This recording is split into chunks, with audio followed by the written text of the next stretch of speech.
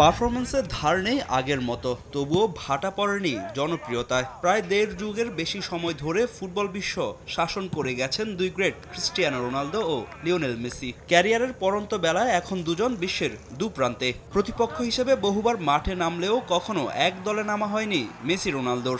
তবে ফুটবল ভক্তদের দীর্ঘদিনের সেই সুপ্ত বাসনা পূর্ণ হতে যাচ্ছে এবারের ক্লাব বিশ্বকাপে, অন্তত এমন ইঙ্গিতই দিয়েছেন ফিফা সভাপতি জিয়ান্নি ইনফান্তিনো। ফুটবলে আধুনিকতার সঙ্গে লেগেছে বাণিজ্যিক হাওয়াও, যার জন্য কারি অর্থ খরচ করে ৩২ দল নিয়ে প্রথমবারের মতো ক্লাব বিশ্বকাপ আয়োজন করতে যাচ্ছে ফিফা।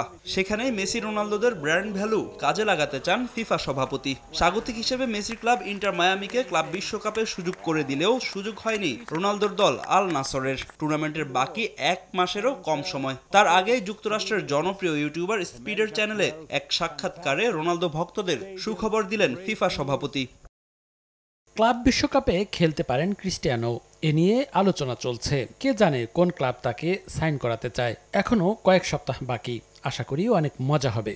আগামী মাসে রোনালদোর সঙ্গে চুক্তির মেয়াদ শেষ হতে যাচ্ছে আল নাসরের। সৌদি ক্লাবটির সঙ্গে চুক্তির মেয়াদ বাড়াতে আলোচনা চালিয়ে যাচ্ছেন রোনালদো। তবে এরই মাঝে গুঞ্জন ছড়িয়েছে আল নাসর ছেড়ে ইন্টার মায়ামিতে যোগ দিতে যাচ্ছেন CR7, যেখানে সম্মতি রয়েছে মায়ামি তারকা লিওনেল মেসিরও। আর রোনালদোকে যুক্তরাষ্ট্রের ক্লাবে আনার চেষ্টা চালিয়ে যাচ্ছেন তার সাবেক সতীর্থ ও ইন্টার মায়ামির মালিক ডেভিড বেকহাম। পর্তুগিজ তারকার মায়ামিতে যোগ দেওয়ার সম্ভাবনাও দেখছেন ফিফা সভাপতি।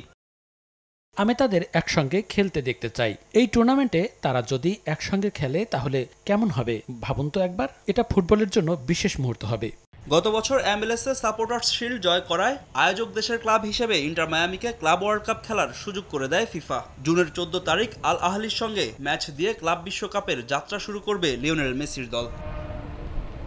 ফাহিম ইসলাম, সময় সংবাদ।